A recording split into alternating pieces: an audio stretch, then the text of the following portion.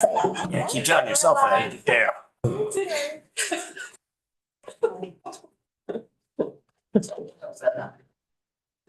All right, get on committee work, Tuesday, April 29th.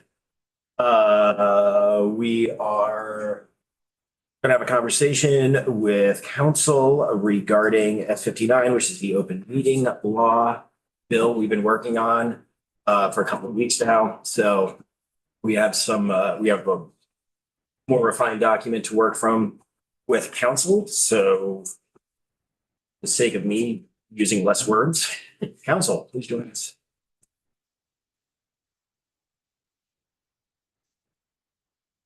Thanks. All right, good afternoon, Tucker Anderson, Legislative Council. You should have in front of you a side-by-side that I put together very recently, perhaps over the lunch hour, containing S59 as passed by the Senate, the language that has been sent to you by various advocates, and then summaries of the comments that I made over the last two meetings that you've had concerning the advocate requests, and I will share it. Also see it behind me. Assuming I can actually find the note there. Am I competent? Yes, I am. He's gotta love like a 6 or 8 page side by side, 5-page bill. Well done, council. The way that I broke the side-by-side down, it follows the sections of the bill in order, and then where an advocate has proposed a new section for the bill, I have inserted it in the order where it would appear in a subsequent amendment from the committee if you decide to move forward. Right off the top, great news. Section 1, there were no proposals. So apparently this amendment to the definition of undue hardship is good to go.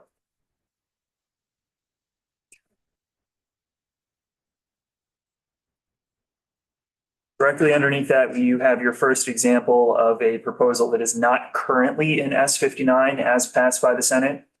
This comes from Ikuda. I hope that is an appropriate nickname for VCU DA. Sounds good. The I take no offense. The proposal was to amend 1 BSA section 312 subdivision A to D. This is the designated physical meeting location requirement underlying instances where members of the public body are going to attend the meeting remotely.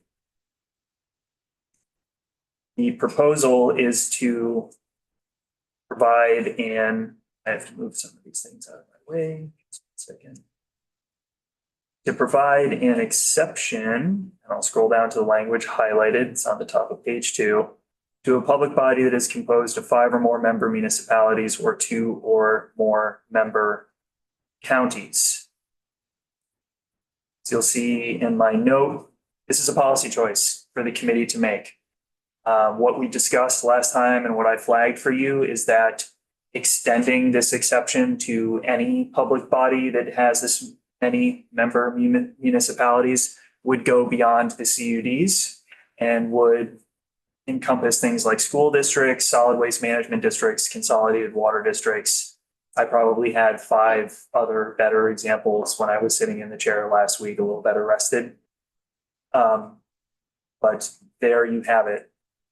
If the policy choice that the committee wants to make regarding this is to grant this exception to the CUDs for the reasons that were brought to you by the advocate, then I would suggest narrowly tailoring it to this or other public bodies that have the same underlying challenge here. As drafted, it would be fairly broad and would capture a lot of other public bodies that are currently operating under the open meeting law. Tucker, those statutes that you quoted right at the end of that, 30 VSA chapter 82, what are those districts specifically? Communications Union Districts. So that is the CUD chapter of. Okay. Thank you. Representative Bisnell. If we were to add that suggestion, where would you insert that at the end of that yellow highlighted area? Or would you have it further in, or would that be? So I would actually have two suggestions. I haven't gotten to a Okay. second challenge with this language, but first, it would apply to a public body.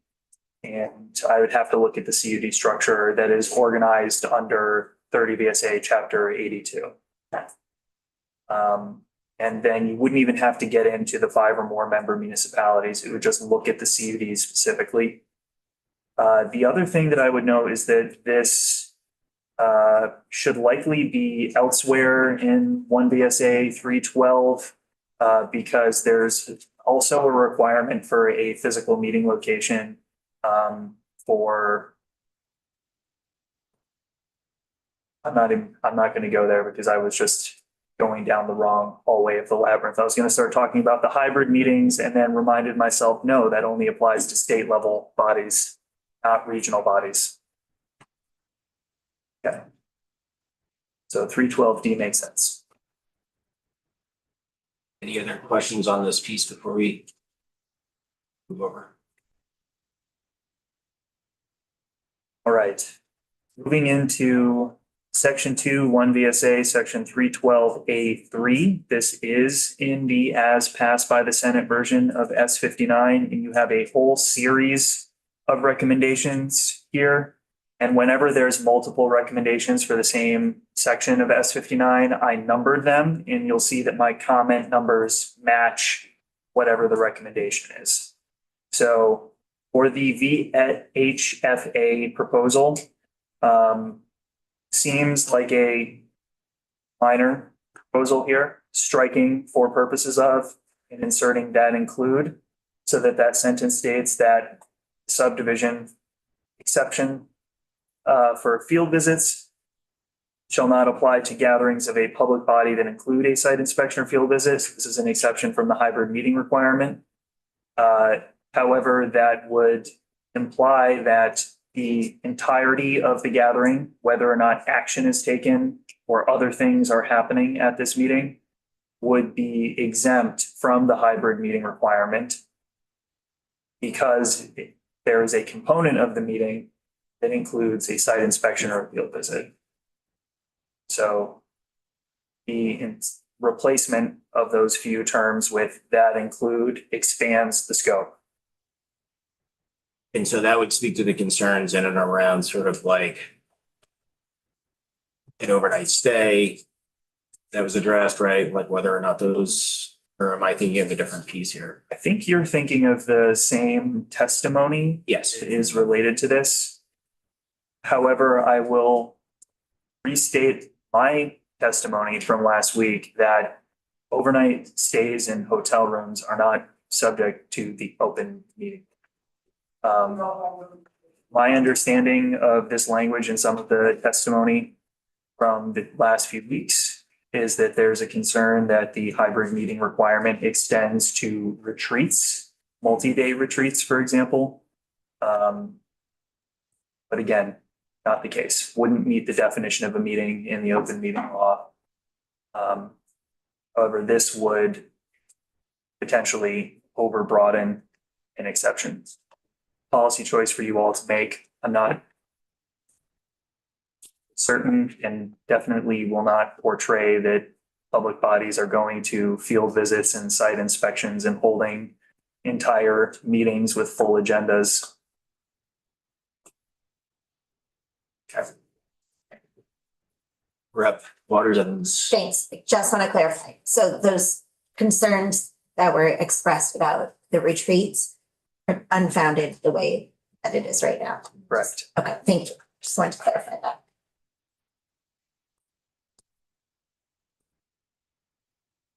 Rep. Nugent.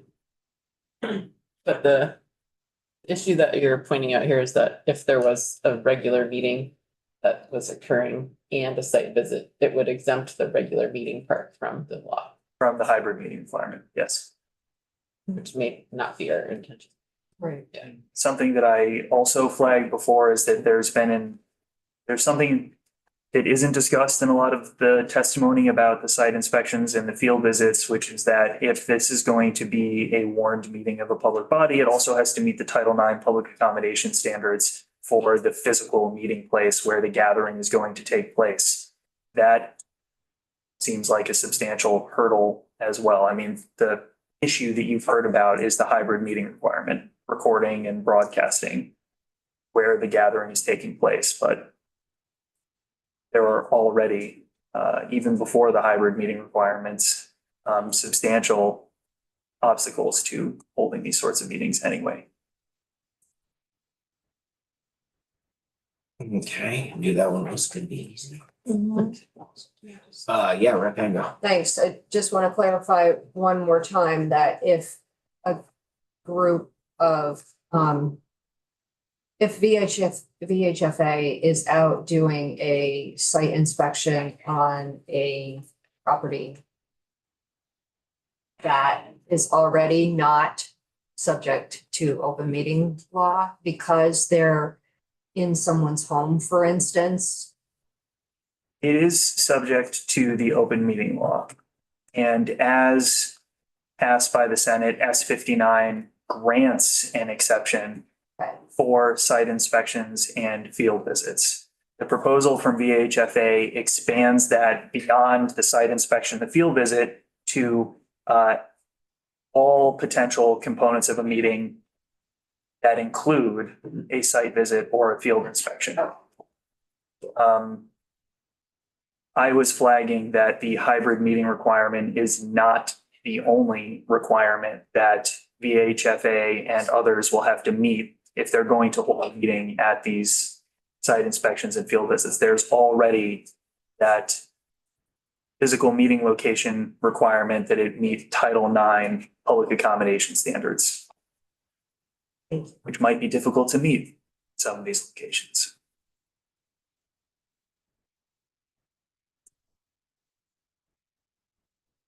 Anything else for this portion? Okay, we're definitely gonna have to have a lot more conversation about that one, but let's keep moving. The second proposal here came from the town of Brattleboro, and it was to amend that subdivision B to exempt annual meetings and representative annual meetings. Something that I flagged for the committee last time is that this hybrid meeting requirement that they're requesting an exemption from does not apply to municipalities. It applies to state public bodies. So I'm not sure why they are asking for an exemption from something that doesn't apply to the town. But if you were to add this language, you might affect the interpretation of the subdivision and add in presumption that it does apply to municipalities, despite the fact that it very expressly in the first sentence states that it applies to bodies. Okay, So my recommendation would be, if you're going to move forward with something, it would be language that doubles down and even more clearly states, this is for state public bodies. okay, hold on a second.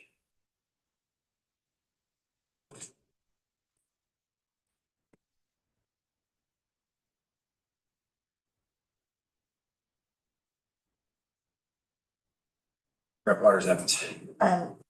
So you mean even though it says it at the beginning to reiterate later on in this and just be super extra? Right, Okay. or be super extra clear in that first sentence, Expanded. write a wordsmith, add a clause that doubles down and says this is only for the state. Okay. Right, I think clarifying existing statute makes a little bit more sense than adding more language that confuses other scenarios, but that's just me philosophically. the Secretary of State in the third item here had some recommendations for the site inspection and field visit exception. My recommendations are to limit this to those site inspections and field visits that are mandated by law. Specifically, the phrase they used is required by statute. Further, they wanted to add language to clarify that a public body may not take testimony, admit evidence, or make any decisions during a field visit. So limit this essentially to information gathering that the public body is doing. Okay. Finally, they recommended, sorry, the page jumped around, extending this exemption to the recording requirement for municipal public bodies. So I had a few notes here. This is another policy choice for the committee to make about what the scope of the exception for site inspections and field visits is going to be. The recommendations that the Secretary of State made for an exception for quasi judicial proceedings does align with policy choices that are currently in the open meeting law. So I listed out some of them. So currently in 1 VSA 312E, there's an exemption for deliberations in connection with quasi judicial proceedings. In that same section, in subsection F, there's an exemption from adopting written decisions in an open meeting for quasi judicial proceedings. And then finally, in subsection H of that same section, there's an exemption from public input requirements related to quasi judicial proceedings. So the SOS recommendation there does align with a lot of policy choices the General Assembly has already made within this section related to quasi judicial proceedings.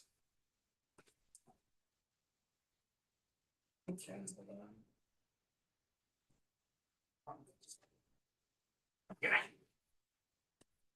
Anything for Tucker on this piece?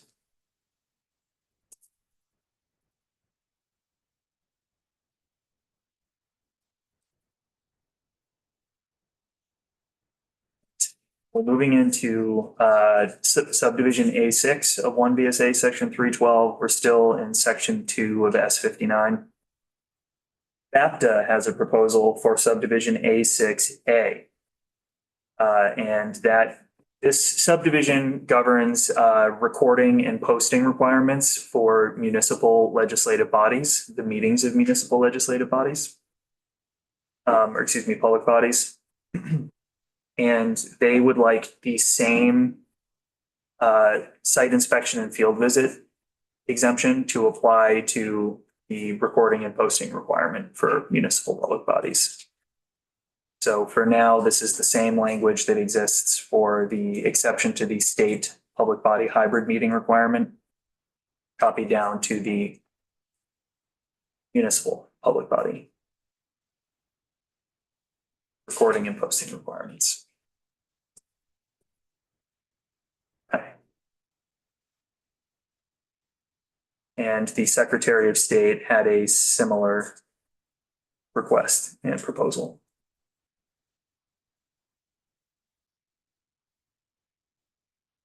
Yeah, I was just reading through the margin notes here.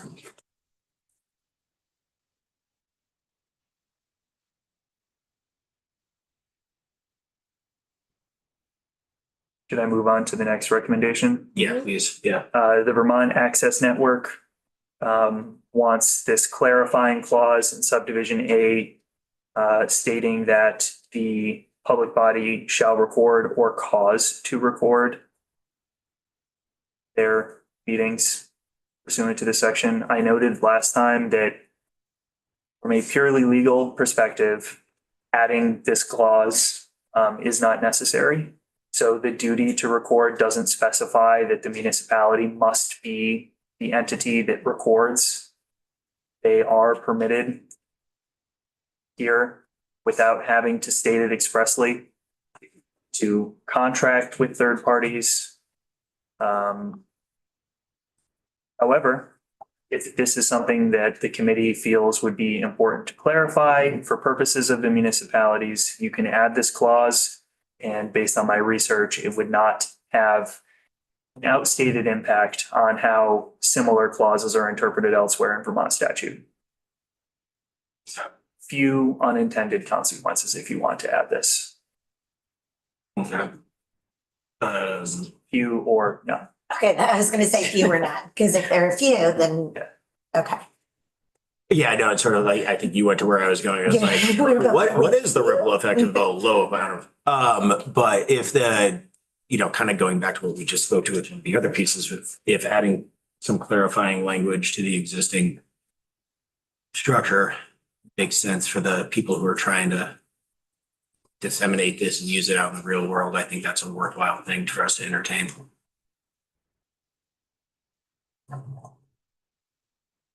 All right, I'm gonna show the language of the next one first. There was no submitted language on number 4. It was just a request from both VLCT and VAPTA that the committee authorize municipalities to edit or remove obscene content from recordings prior to posting. And I dropped a summary treatise in here about the definition of what a public record is under Vermont law and a recent decision from the Supreme Court of Vermont describing the factors that are taken into consideration when evaluating what is a public record. And this sort of Zoom bombing content that is of concern here doesn't check any of the boxes under that decision or the definition of what a public record is at base. And therefore, it is my legal opinion that the preservation and retention requirements that apply to public records do not apply to obscene content that is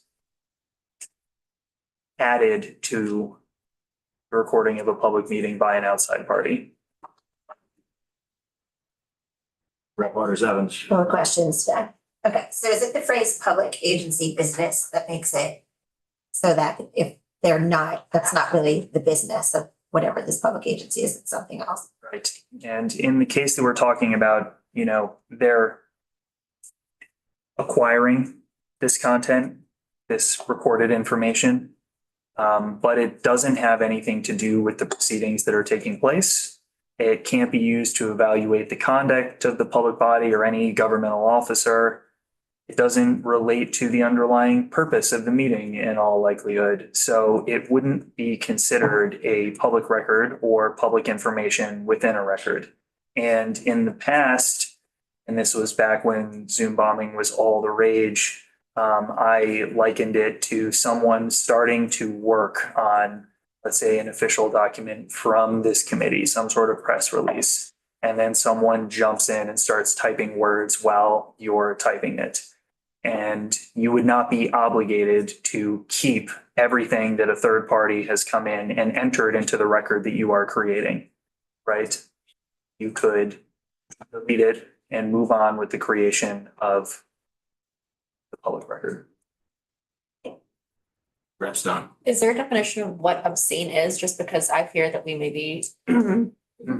getting into some territory where people are deleting things that maybe they shouldn't and claiming that it was obscene to them, but I don't know. We haven't added anything to, you haven't added anything to S59 on this yet. If you did decide to add some clarity to the open meeting law, we could look into terms that would meet what the committee wants to exempt here. And obscene is a very interesting word in legal history, particularly from some First Amendment cases. But the best way to put it, and I think this was Judge Learned Hand, was basically, I knows it when I sees it. Mhm. Let's put that in text. Yeah, totally, right? Rep. Nugent. Sorry. It's a Larry Is- Flint moment there. The people versus Larry. I guess I'm wondering how much the obscene part matters there, if it's more so the unwilling inadvertently captured. Right. It's a bit of both, but I think it's more obviously not the business of the public body when the content itself is, I'll use another loaded word, objectionable or problematic from the perspective of the governmental body. I've raised some examples from your collective experience in the General Assembly, but there's been pornography broadcast during a committee meeting that was in our first month of Zooming during COVID. There was a hot mic moment where a third party started using racial slurs during a committee break. It had to be removed, and ultimately the determination there was that this was not part of the record of those committees for multiple reasons, but certainly one of them is that it was added to the record without the committee's consideration or consent, right? And that it had no reflection of the work or business of the committee at all. And those examples were obvious because of the objectionable things that were added to. No, I think I personally like have more comfort with the language around it being like relevant to the, to the policy itself or the public. But to the point you were making, once you start getting in, find what's obscene and whatnot, it becomes very subjective. And then how do you like kind of capture that? So I'm just speaking for myself and kind of thought walking right now, but I think trying to open up those definitions creates a lot of, But right now, you're saying there is no language to even say like relevant to the policy, relevant to the committee, or relevant to, there's just nothing. correct. So it would, just even something like loose like that would be better than just like. You have the ability to start deleting things if you find them to be quote obscene. I think there needs to be something, even if it's broad like that. To define, not getting into the weeds too much, but when you're talking about allowing people to delete things out of. Open meeting, I think you should put some kind of parameters around it, yeah. So just to clarify, my stance here is that it is not necessary to add language to the open meeting law or the Public Records Act to allow this sort of editing. Like, this is the state of the current law. Without, Or just to- And that's kind of where I was going with it. It's like, once you start opening up this conversation and around what is and not is not obscene, like it can become very subjective to people who are trying to interpret that. Where like what's obscene to me may not be obscene to someone else. So it's like, where is that line within what is allowed to be removed or retained exist? I think is where I was really hoping. My thoughts on too. Just to, because it could be like someone starts playing a movie or something, or. Like in the middle, it doesn't have to be obscene, is my. Seems like the point that that's already okay to do that. and I brought up last time that there are overlapping legal duties for public bodies as well, and I brought up the copyrighted material as an example of that. Posting and thereby reproducing that material would be a big problem. It has been a problem in the past for the General Assembly, so. Representative Evans. Thank you. So if let's say that we are on a city council and we are in the midst of very important discussion / decision. And we have not noticed that someone is broadcasting something that we don't want on the Zoom screen for a few minutes. And then, but it's something we are conducting business that is important that people know. Then would that create an exception for those moments of decision making and discussion because there's something on the screen that we don't like? So a few things getting into, this is very in the weeds now, but we're dealing with a record that has multiple, I don't know how to state it, sensory media aspects. So Yeah. you have audio, you have video, right?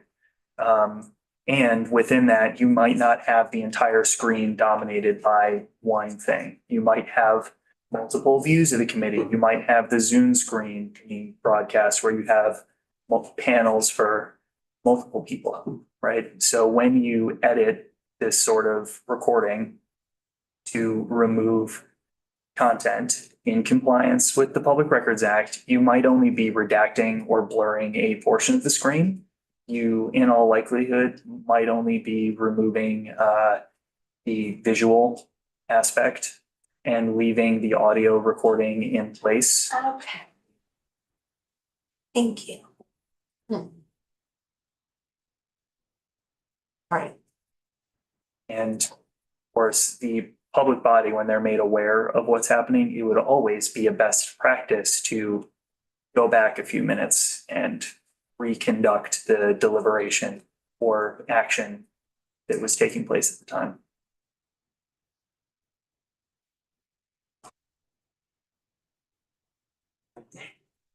The fifth recommendation within this is from VLCT, and this is about posting on the municipality's website in lieu of the current requirement that the recording be posted in a designated electronic location.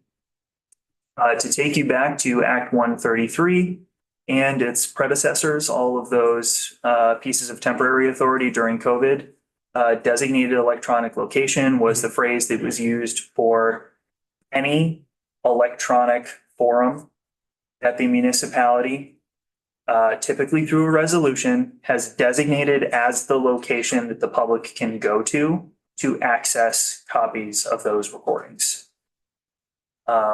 It could be the municipality's website if they have one and the website is capable. So under current law, this is totally fine to use the municipality's website.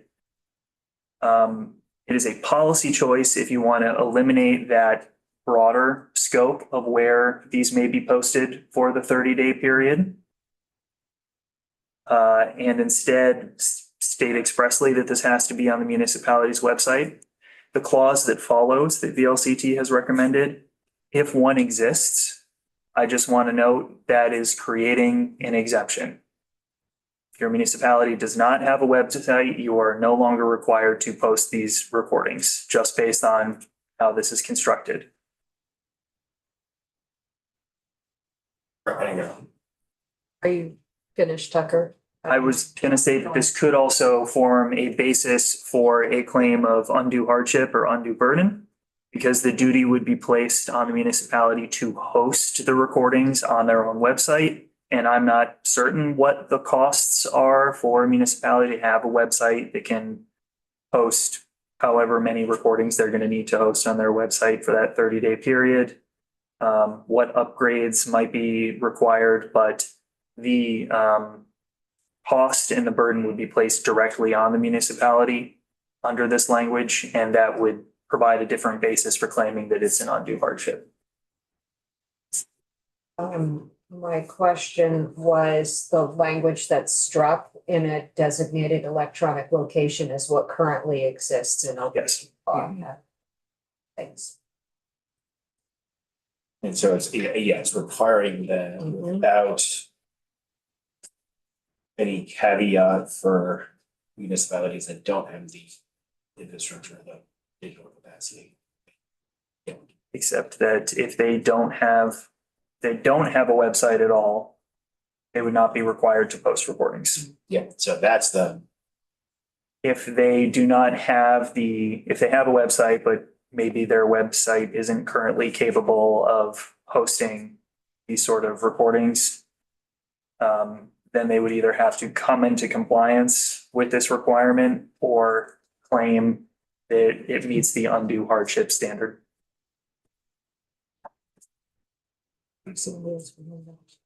Representative Hall. So posting onto the municipality's website, does it have to be done within so many days or? I know it says has to be there for a minimum of 30 days following the posting of the minutes, but it doesn't say when.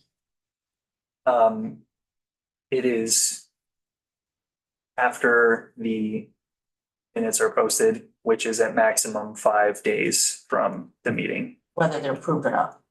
Right. That's right then. So it has to follow the regular open meeting law of posting them. Yes.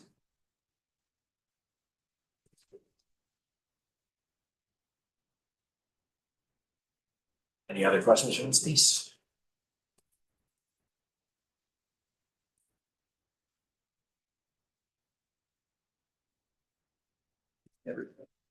Migraines with how the PDF is jumping around on me. Okay, the next recommendation is for 1 VSA 312C2. This is not currently in S59. The recommendation comes from VLCT, and you're going to see this twice. They are proposing that for the time, place, purposes of special meetings, that announcement can be posted in a neighboring municipality as an alternative to the designated public places within the municipality. I think in both instances, my notes just say this is a policy choice to make. It is purely a policy choice. I took a look at some background decisions on how municipalities accomplish notice for these sorts of meetings, and I didn't see any legal quandaries that could come up from posting in a neighboring municipality. It is more of a policy choice, and one of the considerations is whether this is going to increase notice to the public by allowing posting in a neighboring municipality or diminish notice. And I do not have any advice or input on that.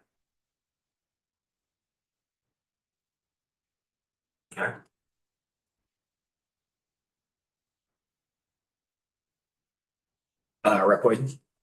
Are you saying with this added language, a municipality could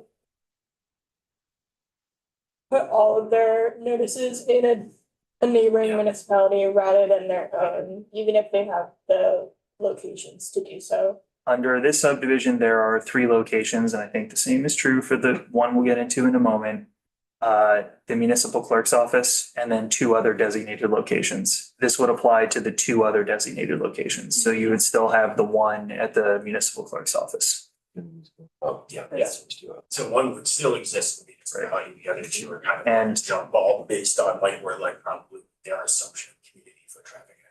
Yes, sorry. these are designated locations. So there will be a resolution designating where notices will be posted.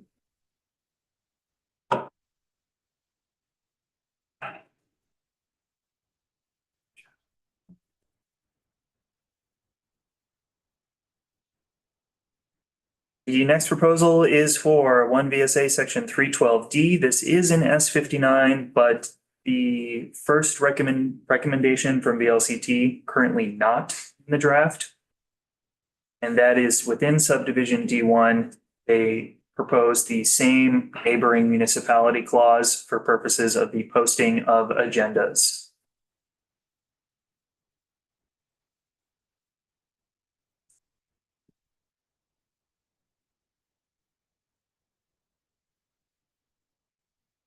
The second recommendation for this section comes from VAPTA. And they would like to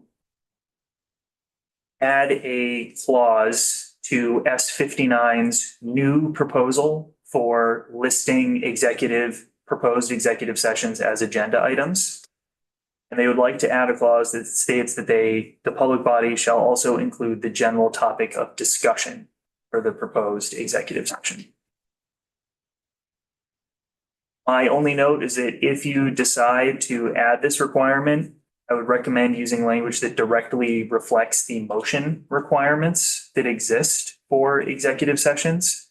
And the requirement there is that the motion shall, quote, indicate the nature of the business of the executive session. And that would just ensure that the public body would not be held to some different or higher standard for what they post on the agenda for the meeting versus what they have to include in their motion before entering executive session. Thereby decrease the risk that they would somehow expose information that shouldn't be public.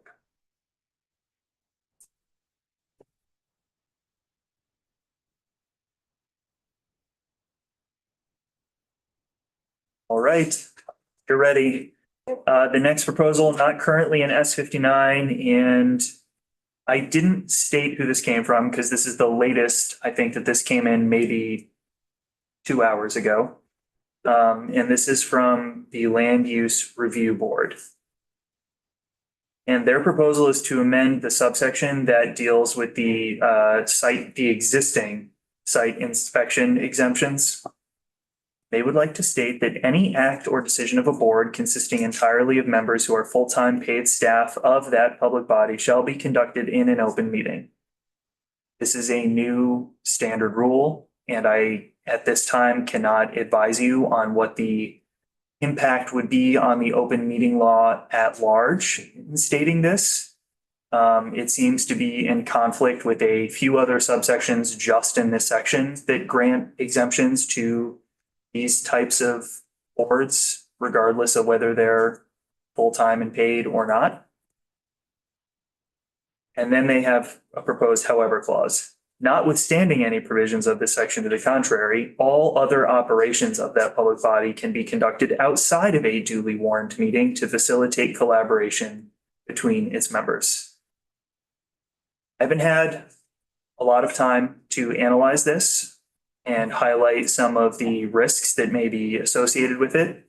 But on its face, it sets up a paradigm where in the first part, you have a requirement for all action to be taken inside of an open meeting, which might be in conflict with, for example, the carve out for land purchasing decisions, real property purchasing decisions that can be made in executive session.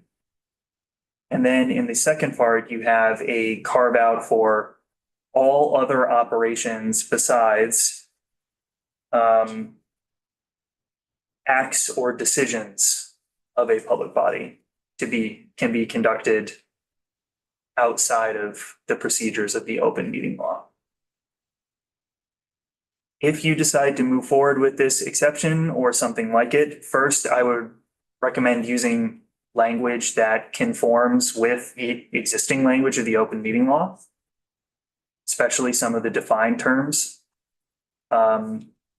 And second, tailoring the language to the specific concerns that have been raised by LURB, because this language is not very specific to the issues that they have flagged in the past and has fairly broad application and impacts. I noted that as it's drafted, the language cuts pretty close to an exception for deliberations and the daily operations of a public body, something that we have both of in the open meeting law currently, but that may not be getting LURB to where they need to be. However, there's this clause used, all other operations, that would likely be read to be more expansive. So it's that statement that all other operations of the public body can be conducted outside of a duly warned meeting.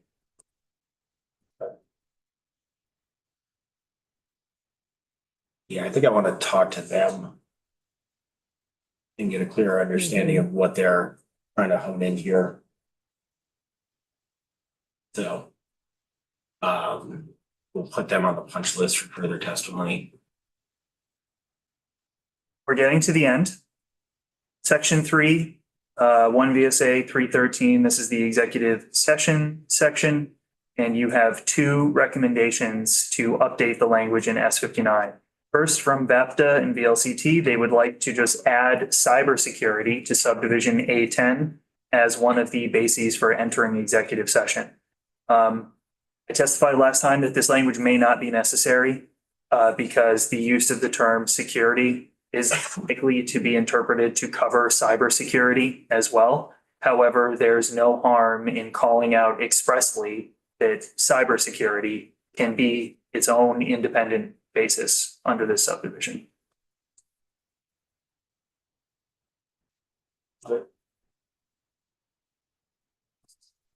The second recommendation came from Lisa Loomis. There's written testimony from Lisa on the committee's webpage, and that's to remove the proposed basis in the new subdivision A11. So if I scroll down for you, this is this piece allowing a public body to enter executive session to discuss information relating to the interest rates for publicly financed loans. So Lisa's letter, I don't want to, my assumption based on the way that the letter is written and the way that it discusses this is that their preference would be to remove subdivision 11. But I wanted to note that all of the analysis and discussion leading into that seems to conflate this basis with public indebtedness. So it was about how the public has an interest in knowing what the interest rates for public indebtedness are going to be. Versus this subdivision 11 is about executive sessions for loans that certain public bodies, mostly of the state, are discussing for purposes of loans that they are giving to other parties. This is where the public body is the creditor, acting basically like the bank.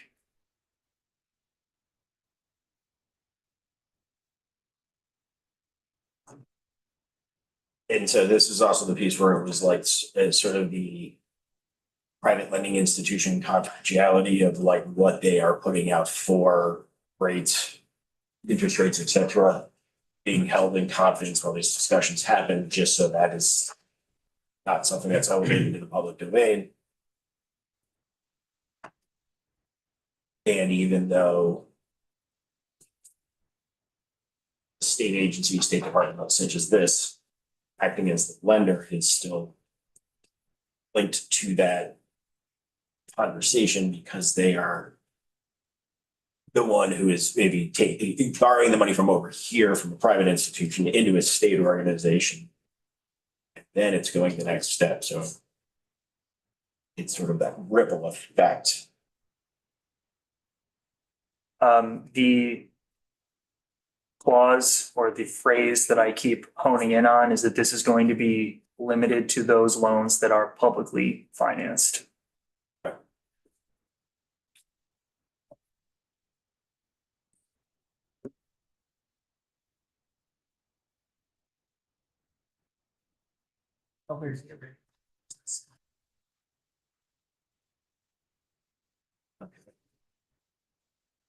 That's all. Those are all of the, written recommendations that have come in. And the current state of S59. I really appreciate that since I was the one to ask for it, and thank you for doing it on such short notice, Tucker. It's really helpful. I live to serve. You're doing a great job. Especially us.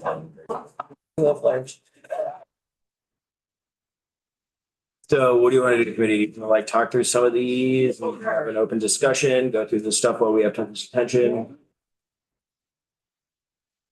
All You wanna right, just go section by section? yeah. So, Clarifying. question. sure, ready to. I realized I did have a question back about the site visit thing. I can remember what my question was. I guess I was wondering if that change that we were talking about would mean that a public body could not go on another type of field visit. Site visit, you know what I'm talking about? I didn't write down where. It's like the Secretary of State recommendation, I think. I think I've got you. No, it would not eliminate the possibility of other types of site inspections or field visits. It would just mean that those other types of site inspections and field visits would have to comply with whatever open meeting law requirements are applicable to that public body.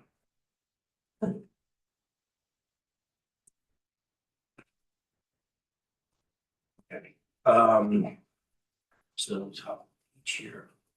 Let's see. Grab copy. Yeah, this is just because I'm trying to get clarification, again, it's site visit issues. So you're at a select board meeting. There's a road that needs to be looked at because somebody wants to use it for a turnaround, fire trucks, and they're opening up their property for that. And the select board says they're going to do a site visit.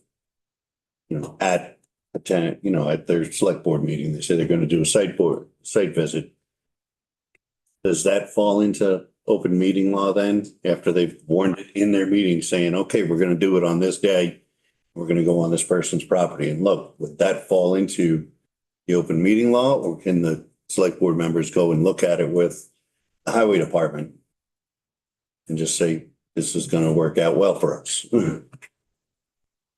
So long as the select board is gathering Mhm, for purposes of conducting the business of the body, which it sounds like they are, mhm. they're going to have to comply with the open meeting law under existing law.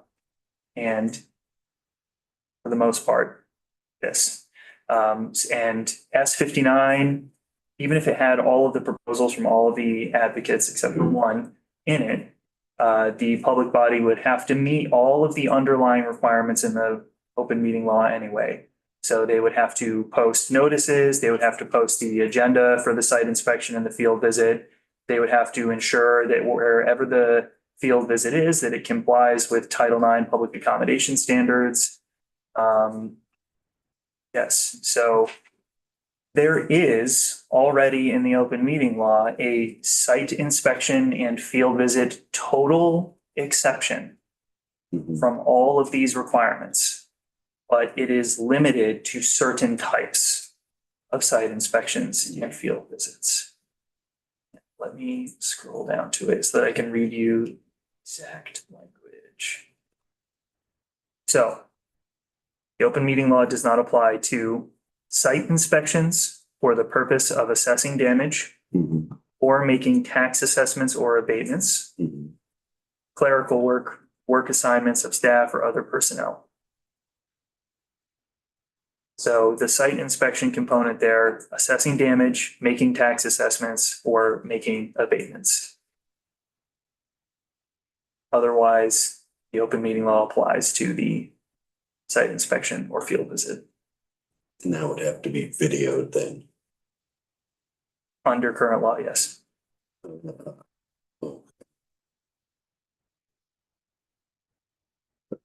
That can run into a problem. What I'm trying to get at, like if you're looking to put in a fire pond and they want to go out and look at the site, they would have to have all their video equipment there and make sure that it's accessible by Title IX. Yes. That could really hinder people from even want to donate to the town.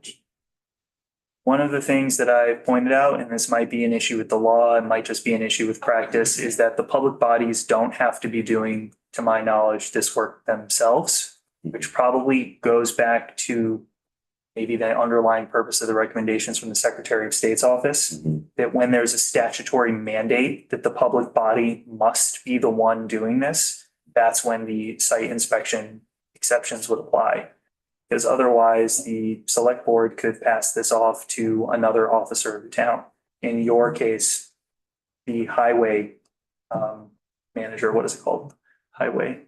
Foreman. There we go. Manager, Yeah. the list. them. Yes, or the town manager or some other officer of the town who would go do the inspection. And, you know, for the state level offices, including LURB, one of the things that I pointed out is difficulty in complying during day-to-day administrative matters. That's typically why you would have an executive officer that carries out those sort of minute day-to-day duties, right? And then the board would just be there to make those sort of legislative or quasi-judicial or higher level budgetary or taxing decisions.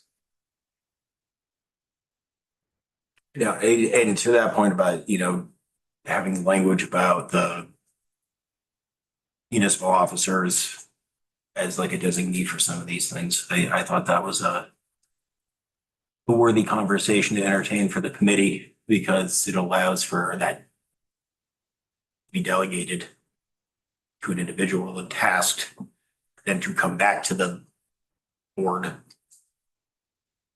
with recommendations report. So there is no real, there's no actual like decision being made that has like a fiscal impact or like a notable impact to the municipality. So I had discussed this with a couple of other members offline, and I thought that was sort of like a worthy path to that. I just want to add to the end of this because I didn't put it in the side by side, but I definitely should have, that there were multiple requests that the committee amend S59 to add a working group exception. I walked through some of the legal tangle that you would be dealing with, and that anytime you create a subcommittee of this form that has duties that are assigned to it, either under law or by the committee that creates the subcommittee, it is also a public body that is subject to the open meeting law. However, if it is your will and desire, I can craft something for you where there would be this working group-esque, less than a quorum creature that committees and other public bodies could create to carry out specific duties or tasks Yeah. without triggering open meeting law requirements. But I remember that conversation around like the subcommittee too, because you're just, yes, smaller group. And I think just like personally, I was doodling on, the directive to like an office or municipality where it doesn't fall under one of the elected officials per se, or the elected officials. It's with sort of like a municipal administrator or whatever. Something of that nature. And I don't know if that thought needs helping, but it was just sort of, as I was noodling on this over the weekend, things I was entertaining.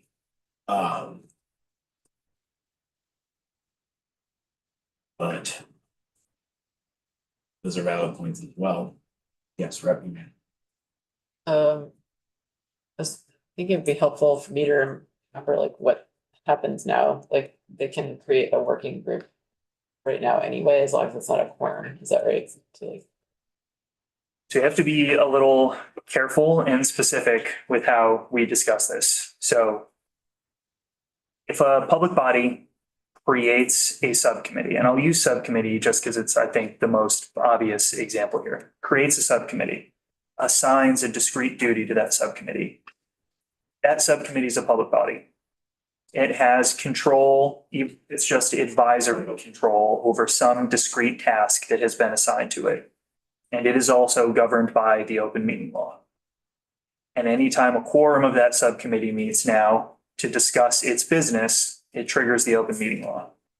And that is a design in open meeting law and any open meeting law right to know structure that I'm aware of nationwide to keep public bodies from escaping open meeting law requirements by just kind of fracturing off and disseminating duties out into smaller discrete groups that make all the decisions, take all of the action, and then get rubber stamped by whatever the supervisory body is. However, public body can ask its members to information gather, investigate, carry out all sorts of duties without having control. And as long as it's less than a quorum, those members can get together and work on an issue and report back to the public body. It's something that I see happen all the time in government, and it is totally acceptable under the open meeting.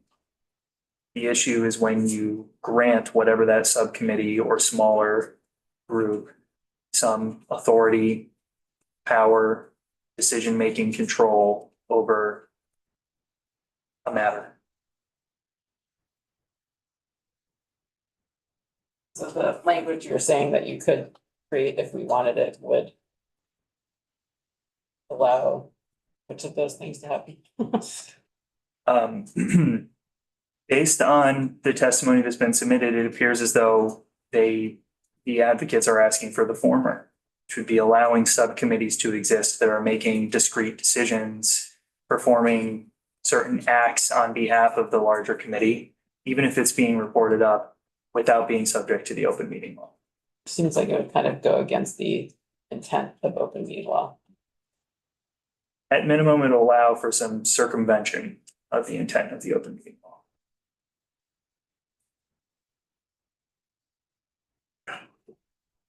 That's the rabbit hole. Well, I have some thoughts on that rabbit hole. Are we ready for thoughts yet or not? I didn't know, go for it. I mean, this is pretty open, like, so, I mean, if you want, let's focus on one thing instead of hopping around. Yeah, I just wanted to know if we're starting with the first section or we're just jumped to some other. Yeah, we did kind of section. jump, but like while we're having, we're kind of here, our heads are here, so let's So jump in then there. I'd like to know where Shay's gonna start from, if you wouldn't mind. Who even knows Red Hand though? Who even knows? Okay. I think the part that we were just talking about was the exemptions for those subcommittees, which would be, It's not in the chart. oh, it's not in here. We were talking about it earlier though for something else. Okay, so anyway, I don't think you should make that change, is what I was gonna say. If we're on that thing that's not on this document. But yeah, I would need, We don't, it's the request for like what we were talking about earlier, just you and I chatting about the advisory board or a working group or something else. I don't think we should even be entertaining doing that. so leave it as is. Yeah, Yeah, because I feel like it's offering opportunities, whether it's intentional or not on the part of certain public bodies to work around or find a loophole or take advantage of that. And I think the whole point that these laws exist is to ensure that people are being transparent and making decisions openly in public. And in a way that's available for the public to look at later. How's the rest of the committee feel on that? Question. Yes, right. But that would, in section one, VSA 312A2D, here it says with the exception include them in multi-districts. We're gonna keep that in there as well. Is that what you're talking about for exceptions? no, we No, weren't like- on that one. We're off chart. Yeah, Yes, Tucker proposed something that we could consider that wasn't even on this chart. Right, yes. And I think we. and that was based on discussion. prior. It was a note in two pieces of testimony that I didn't copy over here. There wasn't any proposed language. It was just a request to address the working group concept. Right. Yes, since it's not on the chart, That was the we just leave it on the chart. I don't like it. So just say, please don't use the chart as the basis Yeah, for we're the not. decision on this one, since I Of course forgot not. to add it to the chart. It was an omission, not an intentional act.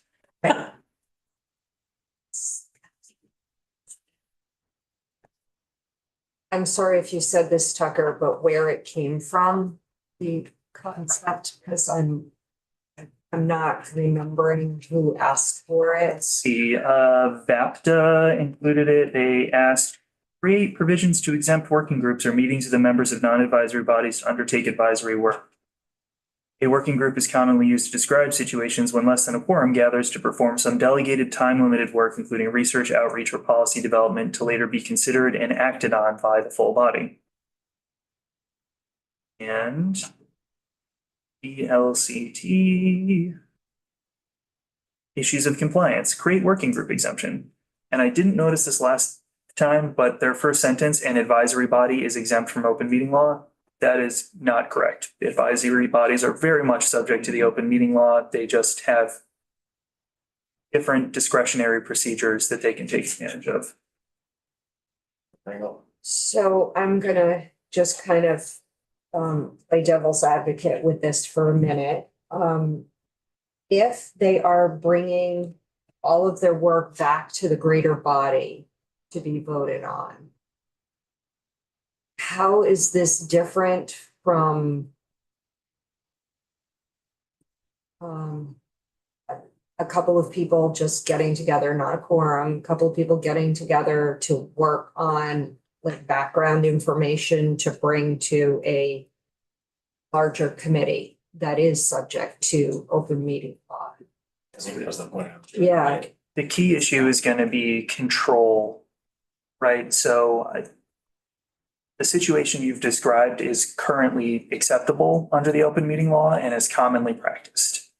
So if there was going to be a distinction here, it would be that this working group is being given some delegated authority, even if they're coming back with whatever their decision is to the larger body. And the trigger there really is that the definition for business of the public body includes in the description of governmental functions, advisory power. Okay, so they're making a decision and discarding a couple of other options that they could have decided on, and then bringing it back to the greater body and saying, these are the two choices that we want you to vote on. Meanwhile, they probably had 10 other choices that they could have brought to the greater body. So they have already in essence made a decision to include only two options for that. Right, and the delegated power there, the thing that the working group has control over is the deliberative process. Now, this informal group that you're describing they're doing all of the same things. But they don't necessarily have control over what the final advice to the body would be.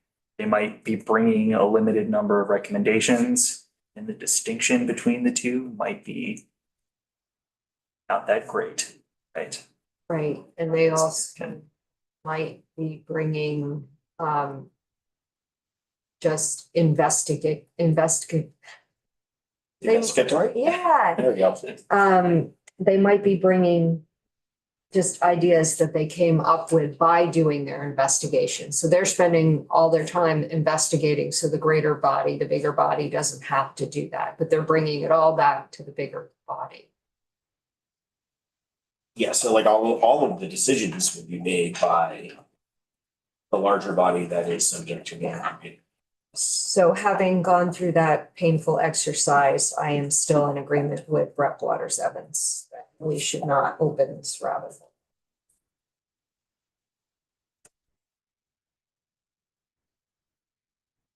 Right, it wasn't on the chart, not by any deliberate action, but just in council's part. Now we don't even need to add it. Okay, so let's just hit the. Let's talk about. Yeah, we're gonna go back to the top. I wrote it down there, I'm gonna put a big black X next to it. Yeah. And then So we just the should- undue hardships, like I'm just going like with the strikes, there doesn't seem to be any notable feedback on that piece. Wait. That's the very The first very one. first piece, yep. I just want to say I love this chart, Becker. I'm very enamored with this. That was not your best poker face. So, And If anyone's looking for a Mother's Day gift.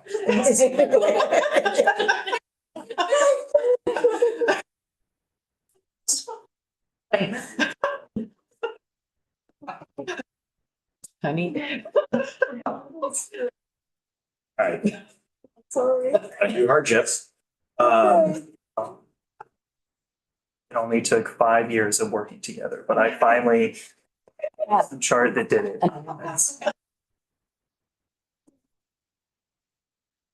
Presents in mysterious ways. Let's see, alright, so down. To this, the first piece of like notable discussion right now for policy considerations, the Bakuda conversation. By Mr. Koda's patiently sitting in the gallery.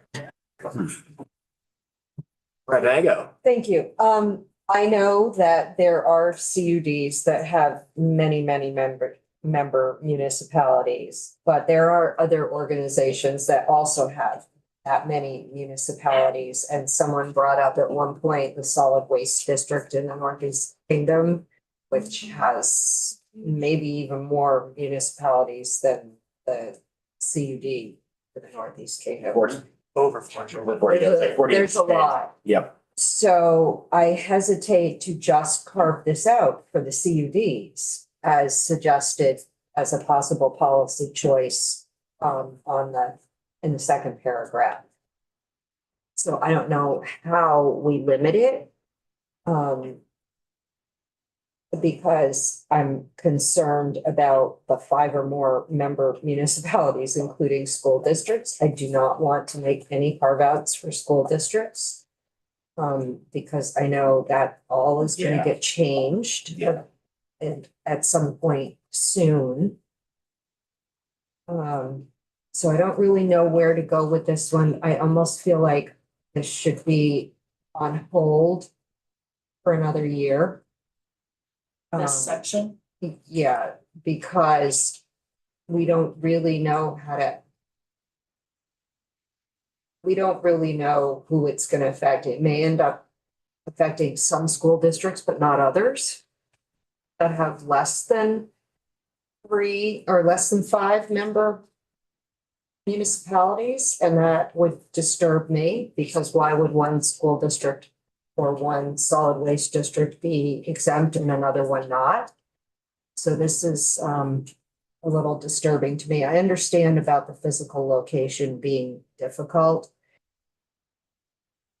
But my question for you, Tucker, is if there is a designated physical location, only one person has to be at it, correct? The meeting does not have to take place solely at that one location. It can be hybrid, correct? Oh, no, it is hybrid. Right, so my point is, why is everybody worried about driving 3 hours to get to a physical location?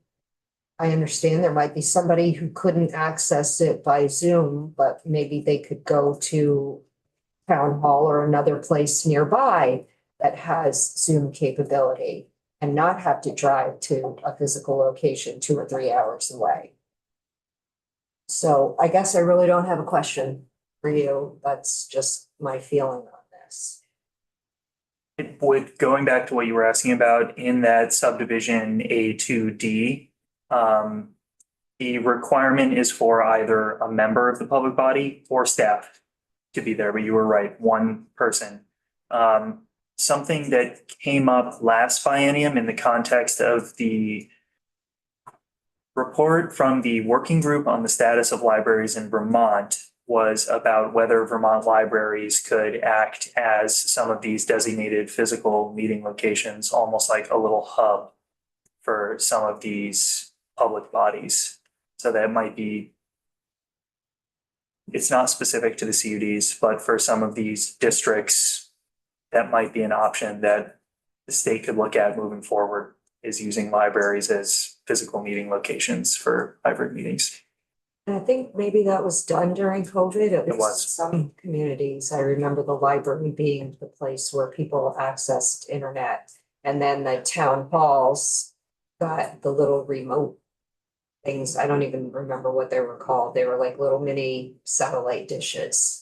So there were more places for people to drive to and sit in the town hall parking lot, access the internet.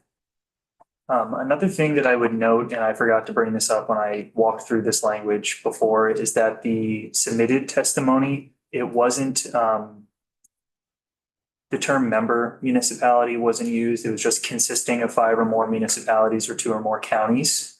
And I wasn't sure whether that was indicating the membership of the municipalities or the counties, which is what I went with for purposes of preparing this, or whether it was pointing to the operation of an enterprise within multiple municipalities. So like you have end users in a municipality, even if that municipality isn't a member. But just wanted to flag that in case I drafted this incorrectly. I feel like it was more about physical geographical distance rather than the number of organizations in the town that were going to be accessing this meeting. Because all the testimony that I heard was, we're so spread out in terms of distance. And I get that. I've seen it on a map, far away members can be from each other. Representative. just so I'm understanding this right, so the highlight is what they're asking to remove And under D. it's what they're asking. Oh, they're asking to add, but then That's an add. then over here we say, on the next block over, on the previous page, it says, with the exception, as opposed to group, the exception would include any empty district, these 5 or more school district, blah, blah, blah, but down here it doesn't say that. Then the shall not apply to advisory bodies or a body, public body that is composed of 5 or more municipalities. And over here, we're saying that it does include those. I was thinking if we didn't say anything about school districts. I don't know, I was thinking about it because there was some way you could just take school districts out of this for now. Until school districts decide what they're gonna do, and we could always amend the title. There you go. I think Tucker made that suggestion that if we were going to just apply it to CUDs, that we put it under the CUD chapter, which is 30 VSA 30, chapter 82. 82. I guess it's possible to do that, but I feel like if the CUDs can't figure out a hybrid meeting, Well, they did figure it out. They're just saying it's a burdensome practice where they're seeing like no, and I don't want to put words in their mouths, but I'm just seeing what I recall through conversations where it's become a burdensome practice where they're seeing little to no physical participation at the location. And so they've executed it under this manner for a while, and now they're asking for adjustment just because of the time and energy that is spent by their organization and or staff. so we had. Did I get that right, Mr. Cota? Yeah, I would say volunteers. Volunteers. These are volunteers that have to be alone in a place at night. There you go. So when we were discussing this last biennium, I brought up that school boards were facing the same exact thing. And then we did this whole exclusion where we weren't even gonna talk about school boards. Because they were also seeing nobody show up in physical locations. So I'm just concerned that like the solid waste management district is gonna ask for the same thing because they are also volunteers. The transportation advisory committees tax. I can think of a bunch of other organizations that might ask for the same thing and wonder why we're just doing it for CUDs.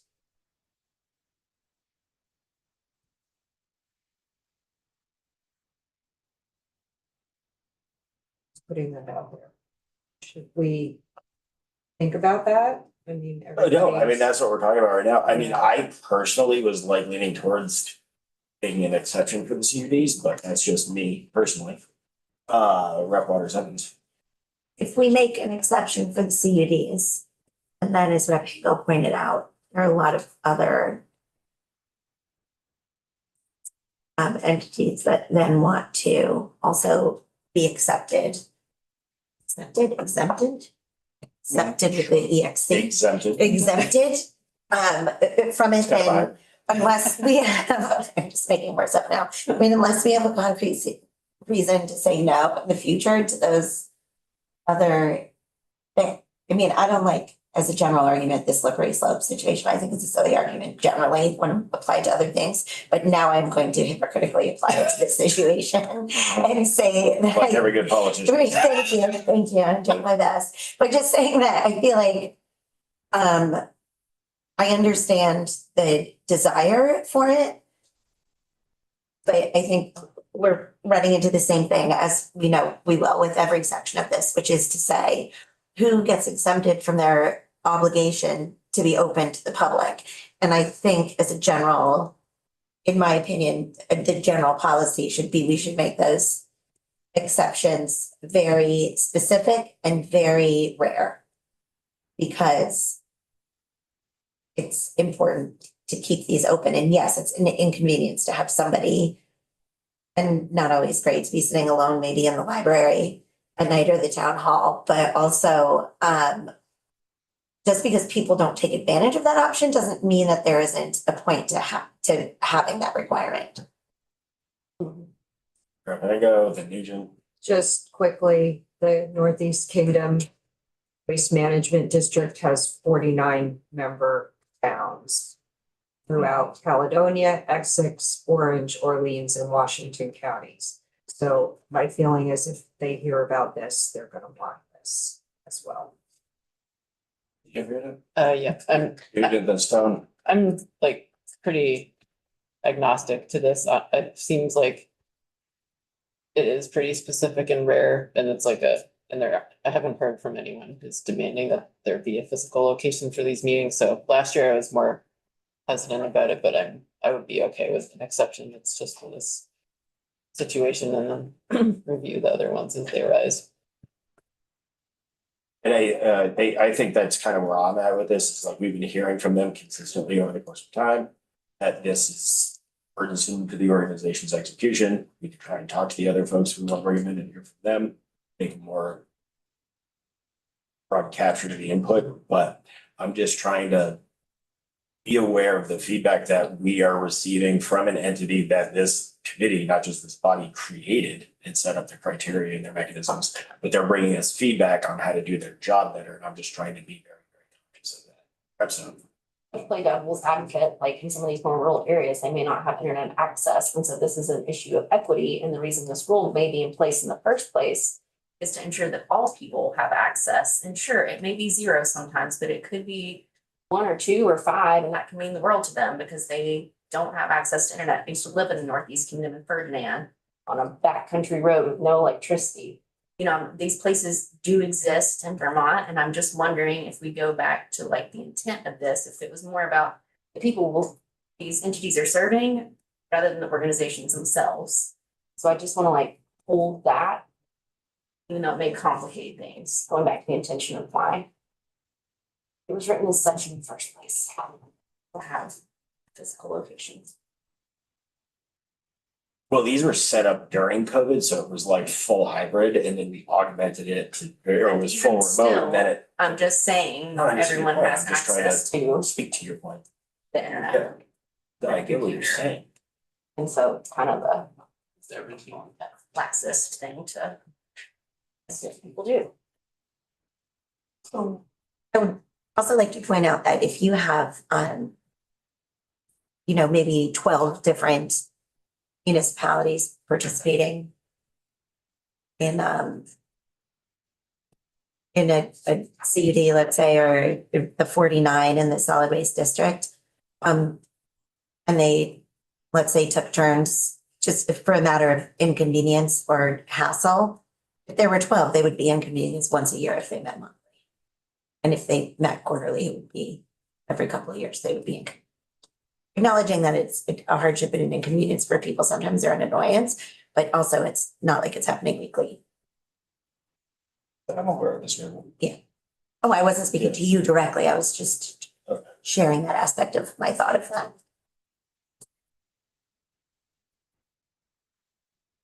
All right, well, I guess that's, It's a For the question moment. mark. Yeah.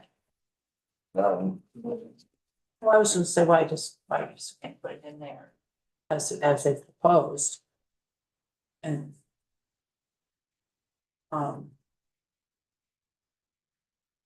I'm confused as to where the exception, where the exception is coming from. Is that coming from legal counsel that the exception will include those?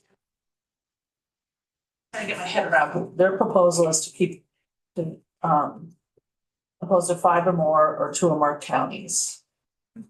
So if we approve, say we agree with that. Then over here, you've got the comment that the exception would include multi-member districts. Is that your legal advice? Yes, and that is because the way that this is phrased, it would extend to public bodies composed of 5 or more member municipalities or 2 or more member counties. It's not specific to this type of public body or this public body specifically. So if you have a district that has 5 or more member municipalities, it would immediately qualify for this exception. And that could be any district. School district, waste management district, Champlain Water District.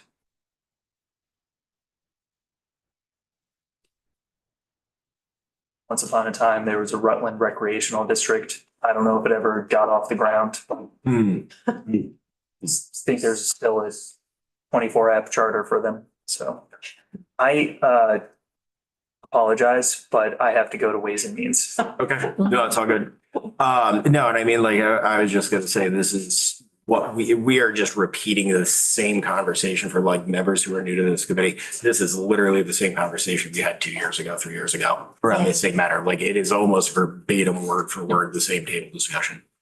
So. Rep is not.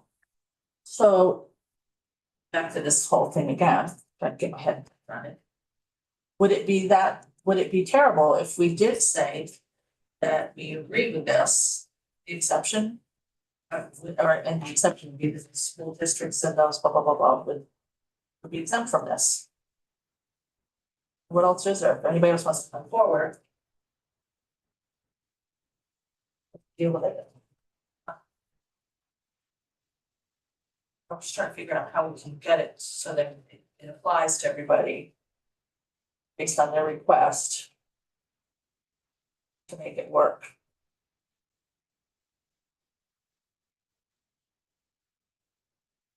When- I think if we carve out one person, then we end up carving out multiple other people. Well, that's when the line starts at the door, and then everybody wants to carve That's out. what Yeah. I mean. But we're carving out 5 or more. But we're not. If we added that. If we add the language. If we add the language, yeah. Who else would there be? I mean, that's pretty much sums up everybody. Well, then when you create that too, then people look at the statute and then they start like tailoring the Me too. bodies and the entities to fall into that exception as well. So like, there's also like, what is it captured now in the moment within our existing structure? And then does that actually create a path for people to use that as a structure to bypass? I mean, that's been one of my concerns around that 5-member 2-county language. Is that, does that just create a template? We could so we could put the language like standalone under the CUD chapter and statute, and then it would just apply to the CUDs, or it would apply, yeah, generally to anyone that fits that description. I'm trying to remember like brains from last biennium. Did we hear from the Waste Management District? Did we hear from? Not this year. No, I'm last saying before biennium. you got in, yeah. I don't know if we did. Yeah, I can't remember how, Autumn might be able to find that out too. That's 55. Yes. good catch. Burned into soul. Yeah, there was a couple. It's 23 seems to come to mind. Oh, yeah, was that? So if Open we meeting. haven't heard from them, we probably should, but then it's gonna open. But that's like, do we wanna? I guess it depends on what we wanna do. Right? Like, if you wanna do something that captures them, you should talk to them. If we wanna do something that creates an exclusion, that's the thing where like, that it's, everybody else wants to exclude, you know, the exemption. And then the other option, I mean, that we basically have big catch, our options are big catch, isolate to the CUDs, or pretty much live as is. And I also want to point out that this was not included in the Senate version. As they passed it to us, so. I'm sure this is something that they're aware of and they might be thinking along the same lines.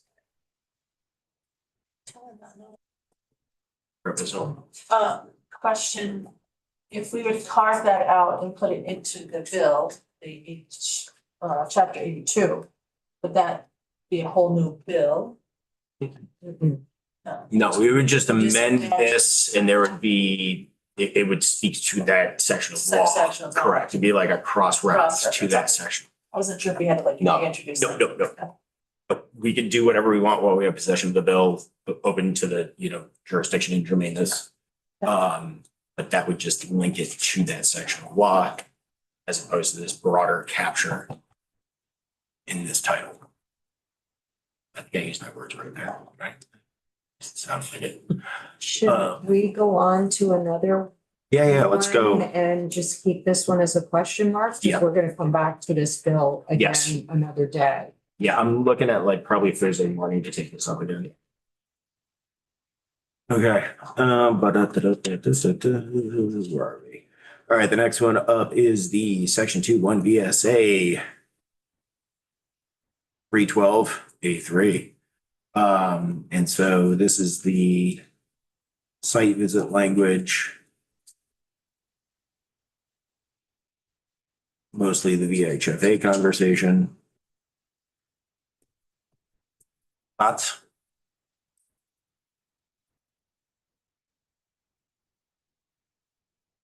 Um.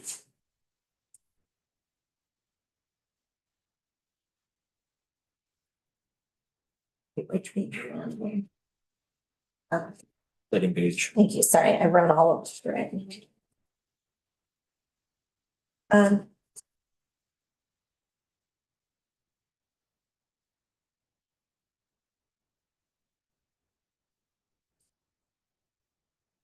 Can I go first? Did you go? Yeah. Go Waters Evans first. Then Thank you. I am concerned about. I don't want to make the change. I think we should leave it the way it is. If we make the change and then it says that include a site inspection or field visit, then it exempts all the rest of the meeting from the open meeting law requirements, and I do not think in any way that we should do that. I think we should leave it as it is.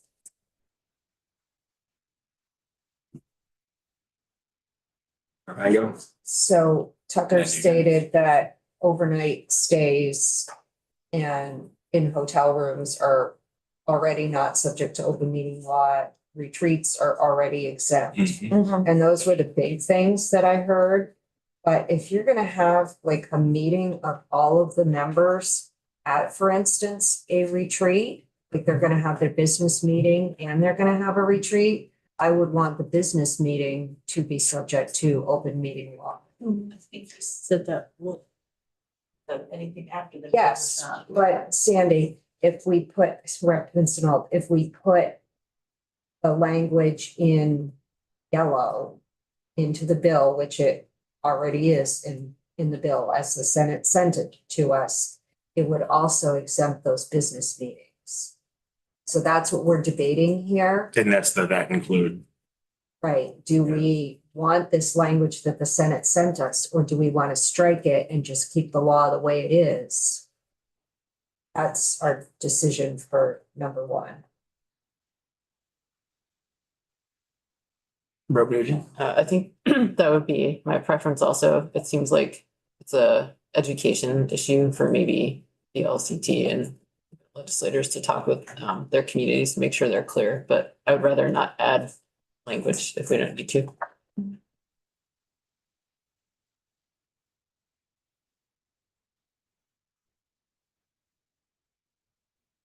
And there's one of the representatives from VHFA who was in the gallery early messaged me while they were out heading out the door. So that I wanted to bring them back. Would we take this back up, like I mentioned, probably Thursday morning? VHFA Yeah, so VHFA for sure. on site visits. And just like all of this, like what we're hunting, but mostly the stuff they were I'm concerned keeping a about. list. Yeah. And then, and with the, I think we probably want to bring Coda back in at some point. Yeah. The PUDAs. Yeah. Is that what they are? The ASCDs. So I think those two, as we're refining this stuff, I think are a good start for the next. Do you know who from VHFA? Chad Simmons. Right. And then the Brattleboro piece. I mean, it's already like, It's already part of. what- yeah, I'm like already just, yeah, right. Say that again, reference note, please. That I, gathering of a public body for purpose of a site inspection or field visit is really what was already in the VHLA and B, so that's a duplicate. And then annual meetings are authorized under, I don't know why they would want an exception to that, because an annual meeting would have to be open meeting law. But over here on the highlight, like if you look over at number 2. A3 at the bottom, it says does not apply to municipalities. I think, That was the that was the Brattleboro piece, wasn't it? Mhm. Yeah. So Tango, then Marza. so Tucker's reasoning there was if we really want to be very clear, then we could add this clarifying language that states in even more express terms that this subdivision applies to state level public bodies. Meaning it does not apply to municipalities. The law already is clear to him that it doesn't apply to municipalities, which Brattleboro is. But if we wanted to add clarifying language, we could. And that is definitely one of the things where I think like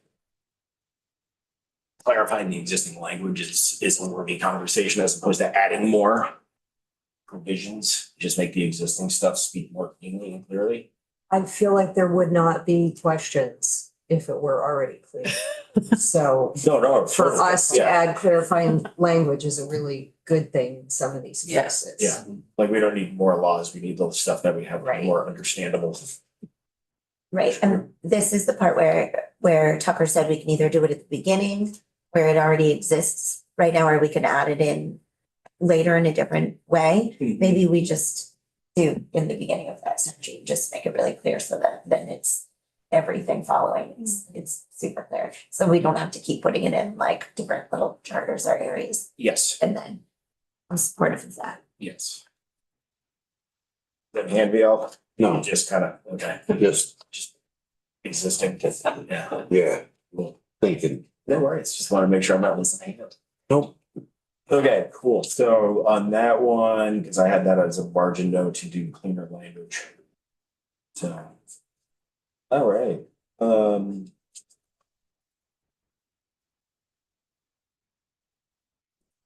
say integrated to Secretary of State. Kind of like. Recording.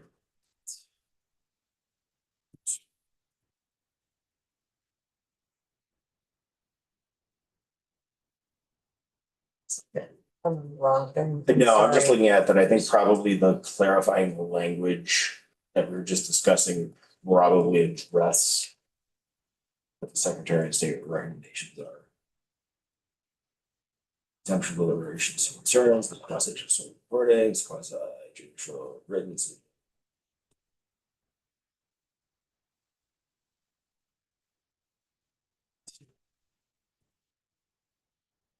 I think Tucker's comment was this would support what is already outlined in current open meeting law language.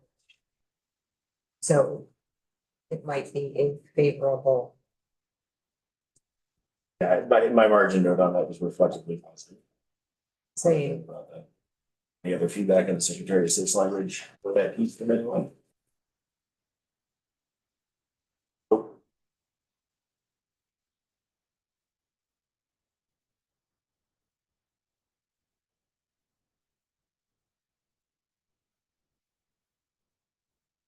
And then moving down to this, more back to language. And I have like the same margin note from above where it's like add clarity, but the existing language. So that sounds like we're.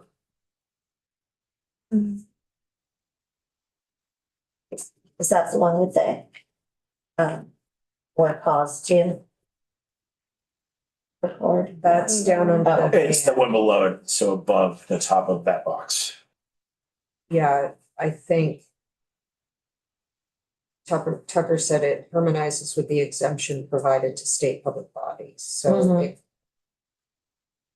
it's not changing anything. But just, I think, clarifying. Mhm. And then also with, I think what you were talking about with this ban proposal was also like Yeah. add clarity. I had to add clarity to existing language margin note. The van proposal, Tucker said, is actually not necessary. Because it is Oh, already. yeah, no, I'm sorry. that Yeah, was- you meant the I Secretary meant of this- State. Yeah. number So two. two. Oh. Okay, no, he did say for number 3 for the van, that the committee may choose to add it in an effort to provide clarity for municipalities and others, so. Sorry, my mistake. Nice for both of us. Yeah.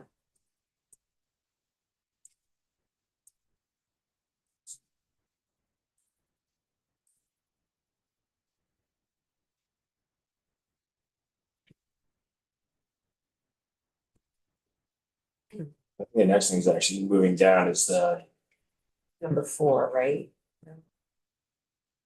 well, this is like the obscene language, which I Yeah. think is kind of 4 and 5.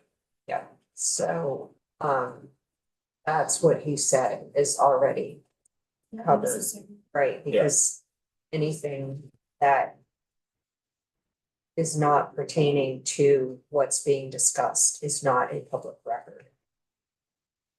So any images or, And Good even point. if what they were discussing was interrupted, they could likely go back to recap what they were discussing. So. It's happens.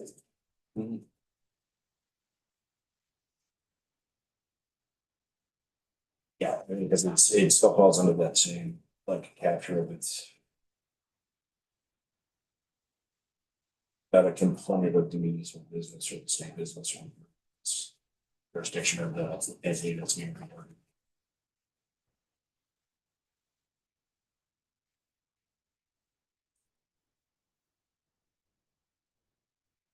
Anything else on that?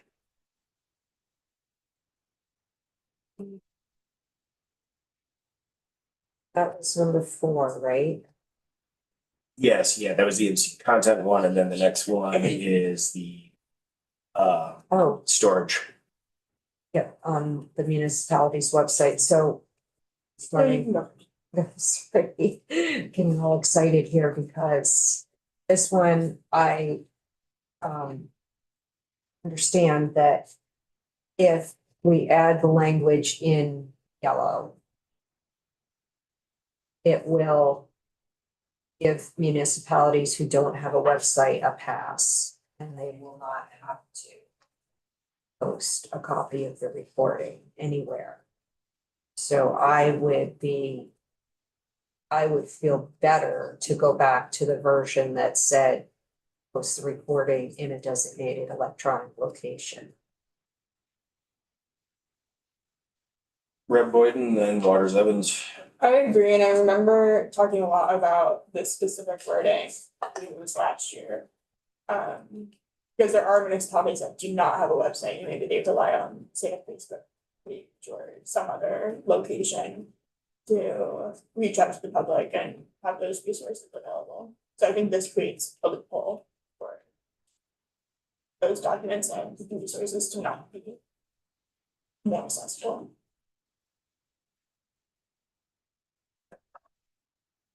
I totally agree. We should not be creating any loophole for people to just not have to share this information. I think we just leave it the way it is. I think we should.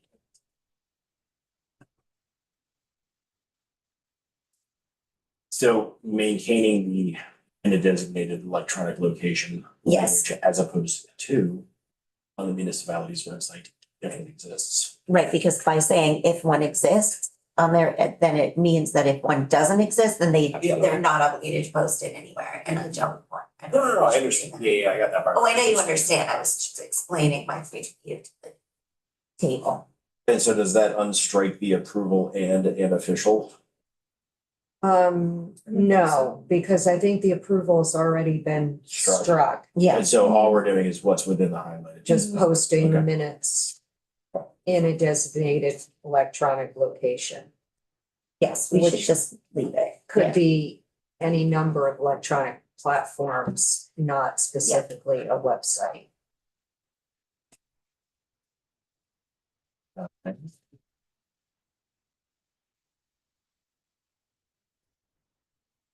Anything else on that piece? Nope. All right, now we're getting into the posting Oh, yeah. conversation. Right, there you go. I like this to be able to post both in the municipal, in or near the municipal clerk's office, and two other designated locations, like one of which could be a neighboring municipality, because I think I've mentioned this, that there is nowhere else to post in my town that is a public building. So if we could post in the neighboring town, that would be great. That's one of the locations. Fires Evans, then Piston. Neighboring mean adjoining? Don't think it's specified, No, but we could specify. I mean, but in my opinion on that one, like I'm just going back to like my community where like Virgins is the central hub for like 5 rural communities, like there's logical places in Addison to put it that would be relevant to this conversation, but we're not abutting. Right. Right? But they would still have to designate it anyway. So it would be disclosed as to where the non-municipal locations would be.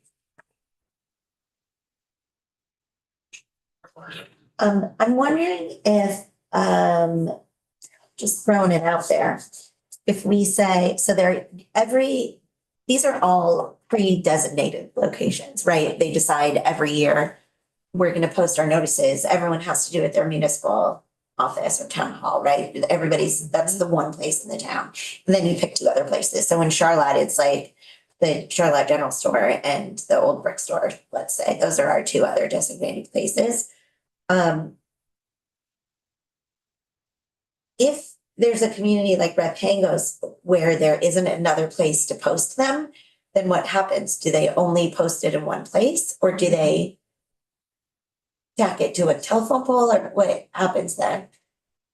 If you're asking me Yeah, now, just for an yeah, example, now yeah. there's a convenience store that they are supposed to be putting it on the bulletin board outside, but that's not very secure. So, and I forget where the third location is. It could be an electronic location, All right, currently. I guess I'm asking because it seems like one option would be to say maybe 2 are obligated to be within that municipality, and then the third one can be in a neighboring one. Well, I think that's what this is saying, isn't it saying one? It's saying 1, and there's already At one that's least obligated, which is the 2 town other hall. Public places in the municipality okay, I would agree, I would go with that, except for like if this convenience store goes out of business. Right. Then I don't know what happens. Then they Yeah. redesignate. So just to say as a Small compromise, to say that we can, to say that we have to make sure that it's concentrated on the people within that town, but also acknowledging that since it's Vermont and there are small towns and maybe the only store is one town over, then it would allow for both of those things. Because maybe you don't go into the town hall all the time, but you do go to the convenience store or something. So, or you don't go to the library, but you do go to the gas station. We don't have a library. Yeah, okay, just, right, I mean, and that's exactly it. There are lots of towns that have these like different little situations where if we try to accommodate them, but at least if maybe just one in the town, which is the town hall, and then the other 2 are elsewhere, just if we wanted to strike a balance, that's something that we could do, just throwing it out there. I would agree with that, I mean, I'm sure. You have your town hall, and there could be one other place somewhere in the Yeah. town, even if it's the town school, if that doesn't get close. Every town has a school. If it doesn't get close. No, but I mean, like, literally, I mean, like back in like my situation, it's like, you got like this Building will like be central there for a hub, while. 5 towns, 6 towns, there's only schools in like 3 of them, right? Yeah. Like I think by being too prescriptive here, you're kind of like defeating the purpose of the request. Think It's all smalls first. My question is this only pertain to special meetings? No, this is like It says for the purpose of a special meeting subject to this section. Where are you reading Number the? 2, right, the first sentence. The time, place, and purpose of a special meeting subject to this section shall Oh. be publicly announced. So I'm wondering if it shouldn't be all meetings. That's my first question. And number two, I've always posted on Overkill because our town is divided in half by a mountain. So I have two sides of town.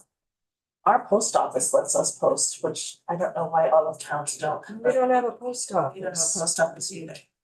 But, But you're right, this says special meeting in several places. yeah, so So I think you're All correct. meetings, It special should be all all. public meetings. Yeah.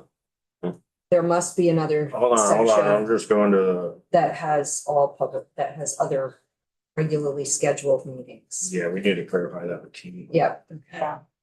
But I think it's a great idea Special to. meeting, to put 48 it- hours prior, hold on, I'm looking at the language. There's public forum and front porch forum and all those. Facebook. I think we need to know whether that's just. Yeah, I mean, I think that's. Good catch. Nothing's done. It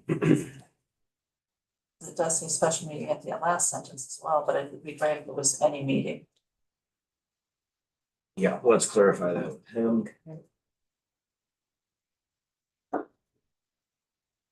Okay, Brett problem. yeah, well, Sandy covered part of what I was gonna ask, so that's good, but the other is where we were just talking about, and at least two other designated public places in the municipality or a neighboring municipality, which means it would only have to be placed at the town hall or near the clerk's office in your municipality. It doesn't specify that it has to be one and one to a neighboring municipality. You could put both of your other notices in a neighboring municipality. Be three altogether. Yeah, the two others besides your town. So where we were talking about it would be, when we said, oh, it would be one in another town, it could actually end up both in the other town. The way this is currently written.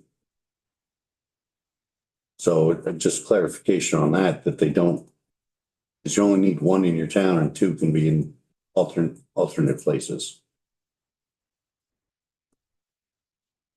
No, I get what you're saying, yeah.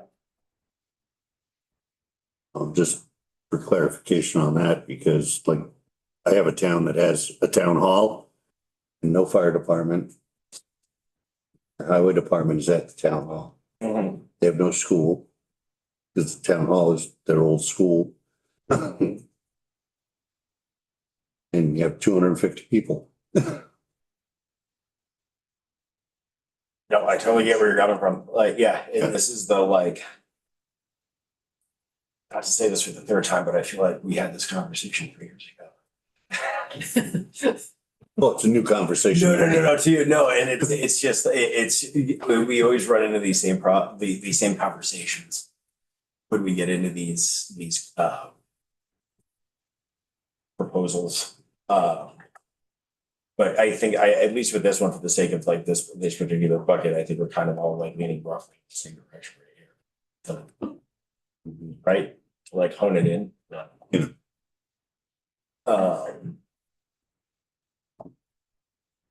Where?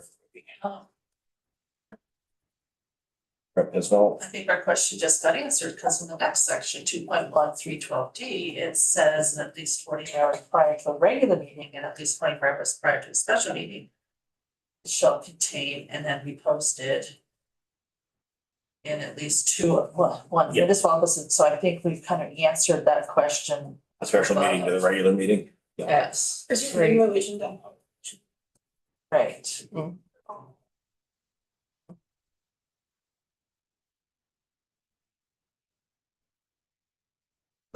Senate did not include that in theirs. No. Or neighboring municipalities. And do we add that clause in somewhere? That section that Sandy just read is for agendas, right?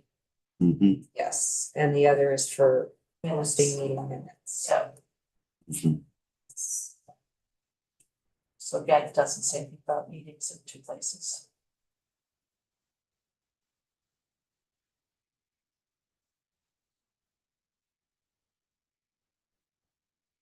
Hmm, yeah.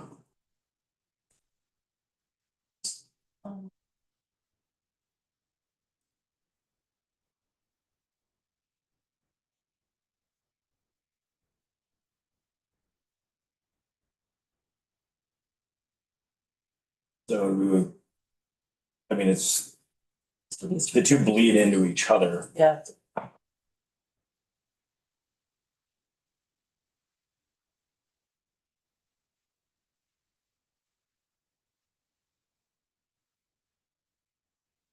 Checking, we still had quorum. No, we're fine on a quorum. Two people just walked out like, oh, you're good. That happens during community discussion. Oh, we still alive. Oh, yeah. Yeah, it's open meeting, that's what I thought. Yeah, we're. I just wanna make sure Discussing, we have a quorum and are discussing, yeah. Okay. No, I would say like typically when two members swap out in the middle of a committee discussion, it's for more elevated reasons than this. This is the most docile. Not in here. Two walk out, like standing agents. So. It is one. Yeah, it's getting hot in here. You guys have a hand? Yes, Okay. are we going on? Establishment? Yeah, I was just kind of So- being reflective. When there was some discussion, it's not listed in here, is that you wanted, somebody wanted to find an executive session, but I don't know how you could ever do that, so I'm glad that that's not in here.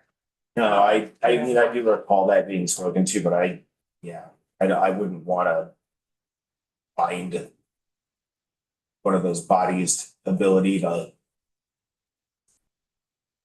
Right. have the conversation at the duration that they felt necessary to conduct the business, so.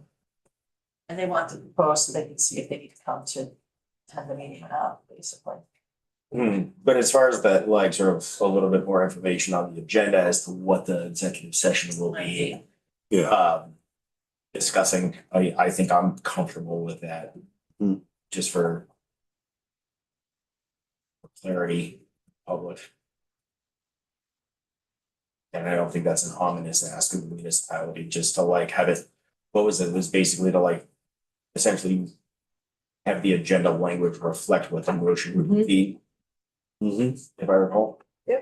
And I think that's reasonable. Cool.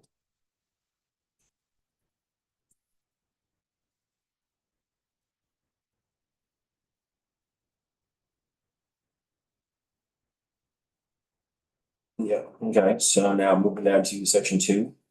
1 VSA 312 G.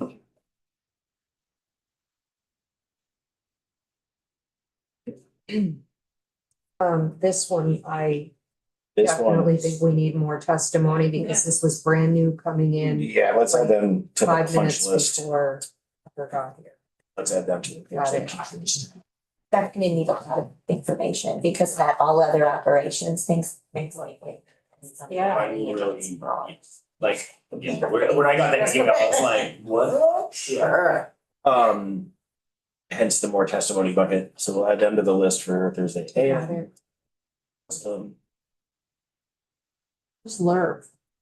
Land Use Review Board. I used to be the Natural Resources Board. Keep forgetting that's what they were. You know, Then I was like, where did they, wait, I was like, when did we create this? I'm like, we just rebranded something. we've got one more section. Okay, so we're gonna get more feedback from Verb.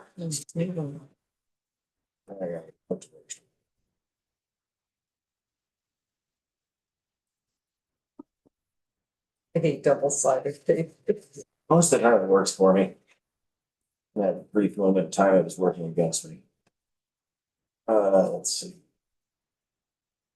And, hey, look, that.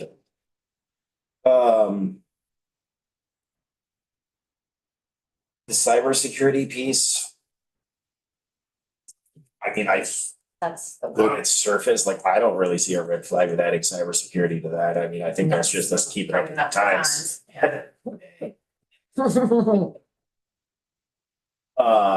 Okay, cool. So that's, that wasn't that part. And now we're at this piece, what was that? This Vita brought this in. conversations in and around the like nuances of. Well, next, this was that interest rates conversation, BL, so. Oh, okay, that's what you're getting, the Loomis, the number two. Yeah, the Lisa Loomis recommended.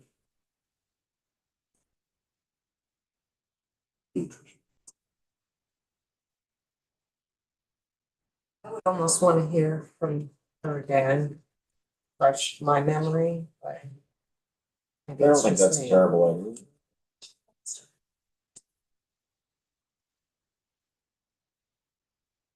I think that like now I mean, that was one of the first components of testimony that we heard on this. So that was like weeks, if not a month ago at this point. So.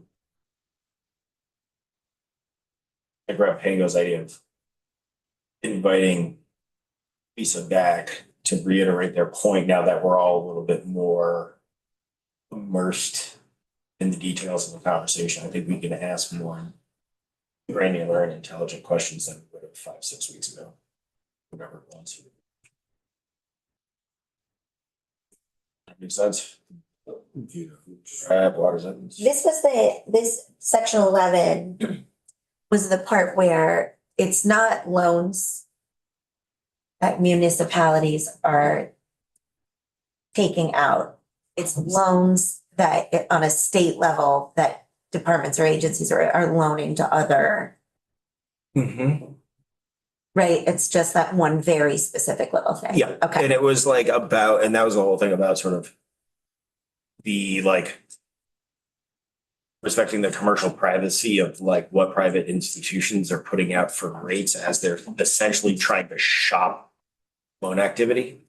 And I could get that, cause Yeah. I might make a deal with you at 2%, but I might have to make a deal with you at 4 or 5%, that shouldn't be public, I mean. That's like the Yeah. point, yeah.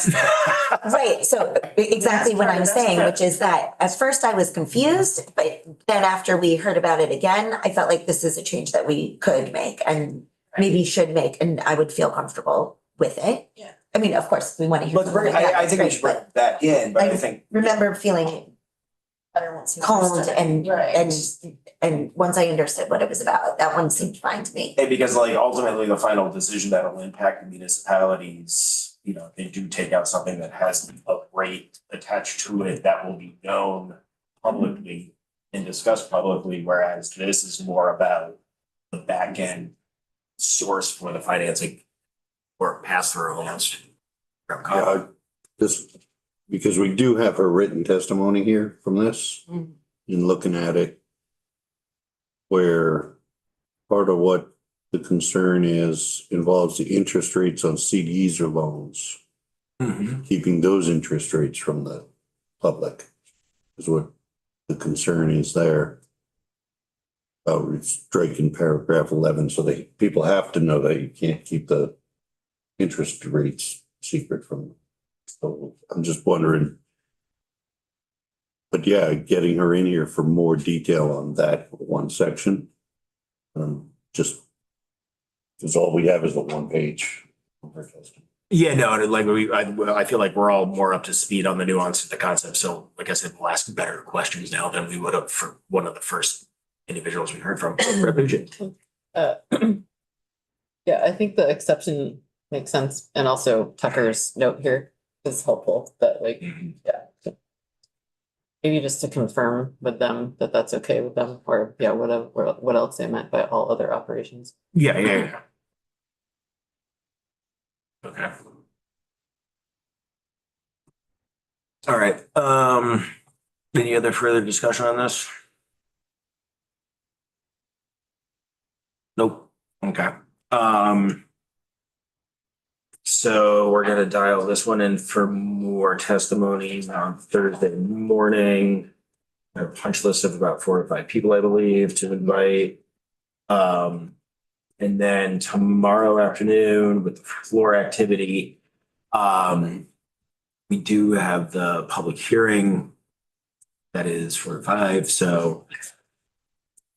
I was gonna give us a little. Is it 4 or 5? Oh, 425. 425. 425, yeah. 42 as in 425, not 425, like, not a non-sequential numeric. Yeah. So I do have a question about tomorrow. Yeah. So, regarding the city of Rutland, it's now gone to Ways and Means. If they kick it out in the morning, will I then, it may be read tomorrow afternoon, or is it gonna be one more day? Have to go one more. Yeah. Okay, so tomorrow, all I have to do is the 5:04 or 5:05 town of Berry. Correct. Gotcha. Yep. Did my homework. You only gotta worry about one. Yep. Even though we voted the two out the same day, I didn't anticipate them being both on the floor at the same time, knowing that one had to go. Right, but when I talked with Betsy and Nigel yesterday, they were like, well, it's got money involved in it, the tax rate, so I gotta kick it back. Correct. Yep. And that's why I wasn't worried about having to, you having to do two on the same day. I knew they would more than likely, high probability of staggering. Got on another meeting. Took a different path. I mean, own it. Yeah, grab that mic and own it. This one, I just saw it on your page, you said it. All right, we're starting to get a little bantery here. You can